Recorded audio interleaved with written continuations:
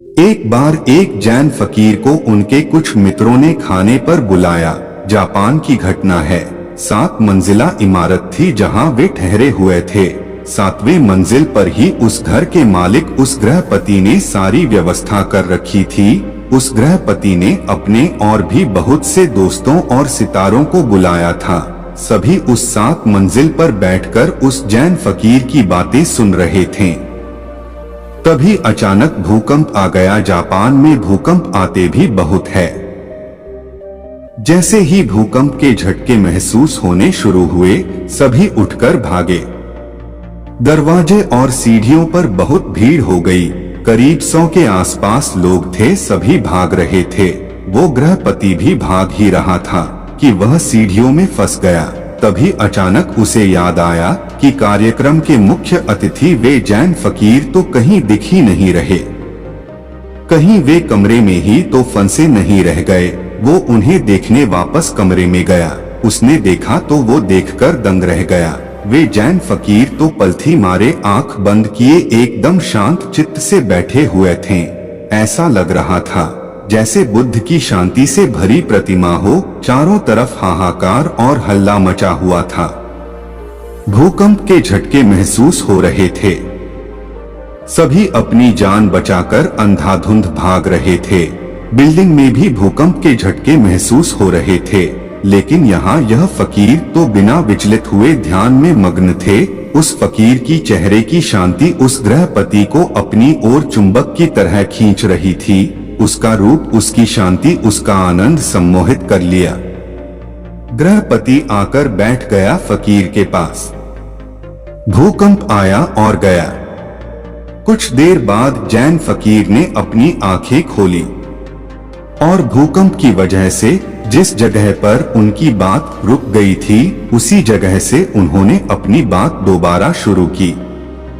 गृहपति ने कहा, महाराज, अब मुझे कुछ भी याद नहीं कि हम क्या बात कर रहे थे और कहां पर हमारी बात रुक गई थी। सारे शहर में हाहाकार मचा हुआ है। सभी अपनी अपनी जान बचाकर भाग रहे हैं। इतना बड़ा भूकंप, इतना बड़ा झटका आया। अब तो इसके बाद मुझे यह भी याद नहीं है कि हम किस बारे में बात कर रहे थे। इसलिए आप कृपया करके वह बातें दोबारा शुरू ना करें। और अब वह बातें मैं आपसे पूछना भी नहीं चाहता हूं। अब तो मैं आपसे कुछ और ही पूछना चाहता हूं। गृहपति बोला, महाराज, एक बात बताइए कि भूकंप आने पर हम सब भागे पर आप क्यों नहीं भागे? जैन फकीर ने कहा, भगा तो मैं भी, लेकिन तुम सब बाहर की तरफ भागे और मैं अपने भीतर की तरफ भागा। जिसे जहां सुरक्षित महसूस हुआ वो वहां भागा। लेकिन मैं कहता हूं कि तुम्हारा बाहर की तरफ भागना व्यर्थ था। भूकंप यहाँ भी है, भूकंप 6ठी मंजिल पर भी, भूकंप 5वीं मंजिल पर भी है, भूकंप 4थी मंजिल पर भी है, भूकंप पूरे बिल्डिंग में है। 4थी मंजिल वाले भी भाग रहे हैं, 3री मंजिल वाले भी भाग रहे हैं, 2री मंजिल वाले भी भाग रहे हैं। जो सड़कों में है वह बिल्डिंग की तरह सुरक्षित स्थानों पर भाग रहे हैं। सब भाग ही रहे हैं। जिसे जहां सुरक्षित लग रहा है वो वहां भाग रहे हैं। मैं भी भागा, अपने भीतर की तरफ भागा। मुझे अपने भीतर भागना सुरक्षित लगा। मैं अपने मन के भीतर एक ऐसी जगह जानता हूं जहां कोई भूकंप नहीं पहुंच सकता। भूकंप तो छोड़ो, जहां कोई गम नहीं पहुंच सकता, क्योंकि उस अवस्था में पहुंचने के बाद डर नाम की कोई चीज ही नहीं बचती। मैं तुमसे झूठ ना कहूंगा कि मैं नहीं भागा। भागा तो मैं भी था, लेकिन तुम्हें दिखाना होगा, क्योंकि मैं हाथ पैर से नहीं भागा। हाथ पैर से तो तब दूर भागते हैं, सब बाहर की तरफ भागते हैं। जैसे सारे लोग भागे बाहर की तरफ, क्योंकि यह सब एक ही तरह को भागने को जानते हैं। बाहर की तरफ भागना ही इनके लिए एकमात्र भागना है। लेकिन मुझे जैसे ही असुरक्षित लगा मैं तुरंत ही अंदर की तरफ फिसल गया। और मैं तुमसे यह भी ना कहूंगा कि मैं डरा नहीं, मैं बहुत डर गया कि कहीं अपने भीतर से पहले ही मैं मर ना जाऊं, कहीं मेरे भीतर पहुंचने से पहले ही यह बिल्डिंग ढह ना जाए। मैं चिंतित था कि कहीं ध्यान में पहुंचने से पहले ही यह इमारत मुझ पर गिर ना जाए। लेकिन जब मैं एक बार उस अवस्था में पहुंच गया, फिर मुझे कोई चिंता ना रही। फिर किस बात की मौत, फिर तो केवल मेरा शरीर मरता, क्योंकि मेरा मन तो ध्यान में था। मैंने ध्यान में ही जिंदगी को जिया है और मैं ध्यान में ही मरना चाहता हूं।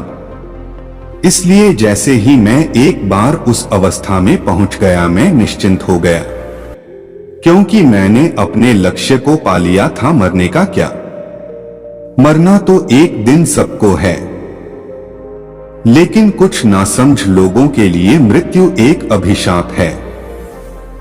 वह इसे गलत समझते हैं और इससे पीछा छुड़ाना चाहते हैं, जबकि सच्चाई यह है कि आपके जन्म से पहले जब आपने अपनी मां की कोख में विकसित होना शुरू किया था, उसी क्षण से आपने मरना शुरू कर दिया था। हर एक दिन बीतने के साथ आप मृत्यु के और करीब पहुंचते चले जाते हैं। ध्यान से देखा जाए तो हर एक सांस को अंदर लेना एक जीवन है और उसे छोड़ना मृत्यु। जिस प्रकार सूर्य का उदय होना इस बात को पक्का कर देता है कि उसका अस्त भी होगा, उसी प्रकार हमारा जन्म भी इस बात का संकेत है कि एक दिन हम सभी मृत्यु को प्राप्त हो जाएंगे। मैं तुम्हें कोई सिद्धांत नहीं सिखा रहा हूं, बल्कि शराब पिला रहा हूं, अंगूर से निचोड़ी हुई जुड़ी हुई नहीं, बल्कि आत्मा से जुड़ी हुई। पियो, खूब पियो, नाचो, गाओ, हंसो, मुस्कुराओ और जीवन में जितने भी क्षण मिले अंदर की तरफ मुड़ जाओ। किसी भूकंप का इंतजार मत करना, क्योंकि भूकंप के समय वही अंदर जा पाते हैं जो रोज अंदर जाते रहते हैं, जिनका रोज आना जाना लगा रहता है। धन की चिंता की है तो मरते वक्त भी अंतर धन की ही चिंता चलती रहेगी।